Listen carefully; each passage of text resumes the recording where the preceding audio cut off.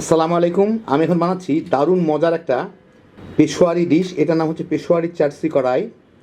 একদমই কোনো মশলা ছাড়া মাংস দিয়ে এত মজার করে রান্না করা যায়, এইটা একবার না খেলে বুঝবেন না। খুবই সহজ রান্না।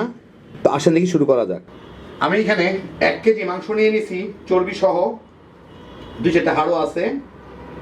এর সাথে আমি দিব মাংসগুলো। আসলে আস্তে আস্তে মাংস নিলে ভালো, কিন্তু আমার এটা কেনা মাংস, তো কোরবানির মাংস না। কোরবানির মাংস হলে আপনার একটু বড় সাইজের আস্তে আস্তে মাংস নিতে পারেন। যাই হোক, এর মধ্যে আমি দিব হচ্ছে এখন প্রায় 1.5 কাপের মতো তেল। এটা কিন্তু তেলের মধ্যেই ভাজা হবে।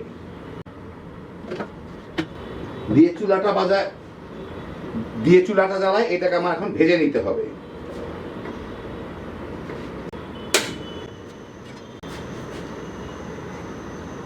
এটা পানি ছাড়া পর্যন্ত আমি অপেক্ষা করব, কারণ তেলটা গরম হয়ে গেলেই এটা কিন্তু পানি ছেড়ে দিবে মাংসটা। তেলটা ভালো মতো গরম হয়ে গেলে, ফুটে উঠলে দেখেন এগুলো পানি ছাড়া শুরু করছে। আর এর মধ্যে আমি নেড়ে চেড়ে এগুলোকে ভেজে নিব। অনেক পানি ছাড়বে মাংসটা, সেই পানির মধ্যেই প্রায় এটাকে সিদ্ধ করে নিতে হবে। আর এখন স্বাদ মতো লবণ দিয়ে দিব, আর কিছু না। আমি এটাকে এতক্ষণ চুলার সবচেয়ে বেশি জালে জাল দিচ্ছিলাম, তেলটা যাতে জলদি ফুটে ওঠে। এখন এই জালে এটাকে আমি 5-6 মিনিট জাল দিব। মাংসটা যাতে পানিগুলো একটু শুকায় যায়, মাংসটা যাতে একটু মানে তেলের মধ্যে একটু ভাজা ভাজা হয়। ভাজা ভাজা হবে না, যতদূর যা হয় আর কি, কিন্তু পানিটা যাতে অর্ধেকটা শুকায় যায় অন্তত। 6-7 মিনিট জাল দিলাম, দেখেন পানিগুলা প্রায় শুকায় গেছে। এতে হয় কি, মাংসের মধ্যে মানে শুধুমাত্র মাংসটা জাল দিলে, গরু হোক আর খাসি হোক, একটা যে গন্ধ আসে মাংসের, সেই গন্ধটা চলে যায়। এখন কোনো গন্ধ হয়ে যাচ্ছে না। এর মধ্যে এখন আমি কতগুলা টমেটো দিয়ে দিব, বেশ কতগুলা টমেটো, ছোট সাইজের দেখে বেশ 8-10টা বোধহয় দিচ্ছি। আপনারা বুঝে টমেটো দিয়ে দিবেন। আস্ত টমেটো দিচ্ছি, কারণ টমেটোগুলো একটু পরে একটু সিদ্ধ হয়ে ফেটে গেলে আমি টমেটোর চামড়াগুলো উঠায় ফেলবো, আর কি স্কিনটা উঠায় ফেলবো। এখন এটাকে আমি একটু ঢেকে জাল দিই, টমেটোটা একটু নরম হওয়া পর্যন্ত। তারপর আমার টমেটোগুলোকে একটু ভর্তা করে এর সাথে মিশিয়ে দিতে হবে, কি নাড়াচাড়া খেলেই ভর্তা হয়ে যাবে। যাই হোক, ঢেকে দিলাম, মাঝে মাঝে 2-4 বার নেড়ে দিব। চুলার জালটা এখন মিডিয়ামে নিয়ে আসি। আরও 6-7 মিনিট জাল দিলাম। টমেটোগুলো দেখেন উপর দিক দিয়ে ফেটে ফেটে যাচ্ছে প্রায়। যাই হোক, অসুবিধা নাই। একদম পুরা ফেটে গেলে কিংবা গলে গেলে আমি খোসাগুলা মানে চোখলাগুলা খুলে নিব। এবং এর মধ্যে কিন্তু এখন আর কোনো পানি নাই, পুরা তেলের উপর ভাসতেছে। এখন এর মধ্যে আমি কিছু পানি দিয়ে দিব, প্রায় মাংস সিদ্ধ হওয়ার মতো, প্রায় 2 কাপের মতো পানি দিলাম। চুলাটা এখন ফুলে দিয়ে এটাকে বলকে নিয়ে আসি, ঢেকে দিই। আরো 5-6 মিনিট জাল দিলাম। টমেটোগুলো দেখেন প্রায় গলে গেছে। এখন এই টমেটোগুলোকে আমি একটু ভর্তা করে দিব।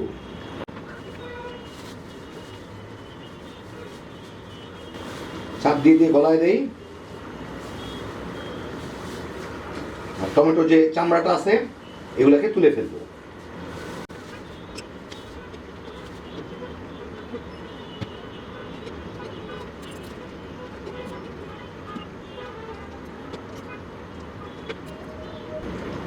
যতদূর পারি তুলে ফেললাম।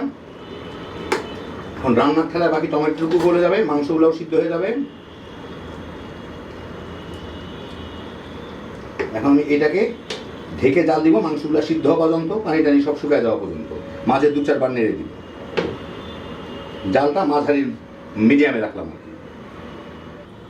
মিনিট 20 জাল দেওয়ার পরে পানিগুলো প্রায় শুকায় গেছে, শুধু তেলের উপরে আছে। এখন কিন্তু ঘন ঘন একটু নেড়ে দিতে হবে, কারণ তলার দিকে যাতে লেগে না যায়। মাংস লাগবে না, কিন্তু টমেটোগুলো কিন্তু লেগে যাওয়ার টেন্ডেন্সি থাকে, সেই জন্য মাঝে মাঝে প্রায় একটু নেড়ে দিতে হবে। তো মাংস টিপে দেখবেন আমি সিদ্ধ হওয়া পর্যন্ত, এটাকে ভালো মতো নরম হয়ে সিদ্ধ হওয়া পর্যন্ত এটাকে জাল দিয়ে নিব। এই ফাঁকে তেলের নিচে যে একটু টমেটোর ঝোল টোল আছে, এগুলোও কিন্তু মোটামুটিভাবে শুকায় যাবে।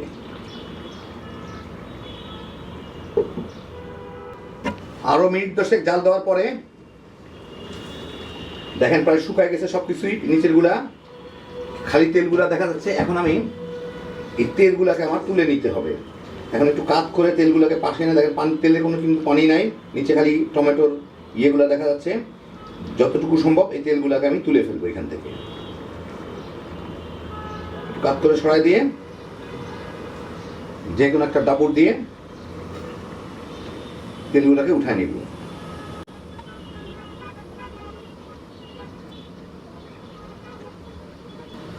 বাস আমি তেলগুলোকে প্রায় উঠায় নিলাম। প্রায় 1 কাপের উপরে তেল হবে, এখানে প্রায় 1/4 কাপ 1.5 কাপের মতোই তেল হবে। বাকি এই তেলটুকু দেখতেছেন এইটুকু হচ্ছে চর্বি থেকে আসছে। যাই হোক এখন এর মধ্যে আমি দিয়ে দিব কিছু আদা ফালি করে রাখা আর একটু কাঁচামরিচ দিয়ে এইটাকে সামান্য একটু ভেজে নিব। চুলার জালটা এখন বাড়ায় দিই।